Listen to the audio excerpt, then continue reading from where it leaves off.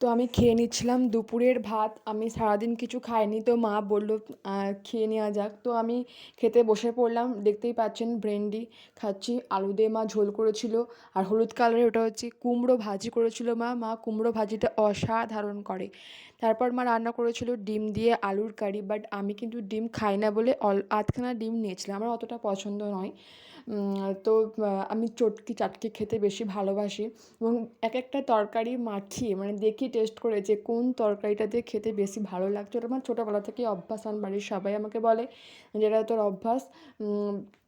তো এইভাবে আমি খেতে খুব পছন্দ করি। এবং লঙ্কাটা হচ্ছে মা রান্নাতে, মানে বাড়ির সবাই ঝাল খেতে পছন্দ করে না, কিন্তু রান্নাতে ওই জন্য ঝাল দেয় না, কিন্তু আমি তার জন্য লঙ্কা ছিঁড়ে ছিঁড়ে খাই। যত ঝাল লাগবে তত খেতে ইন্টারেস্ট লাগবে, তো সেই জন্যই আমি এভাবেই খাই। আপনারা কারা কারা খান কমেন্ট করবেন। তো আমি ডিম দিয়ে দেখছিলাম কেমন লাগে খেতে। আমি সবসময় এরকম করেই খাই, কিন্তু আপনারা কিছু মাইন্ড করবেন না। তো আমি ভাবলাম যে এখন আমি খাচ্ছি দুপুরে আপনাদের সাথে শেয়ার করি যে আমি কী খাচ্ছি, কী খেলাম।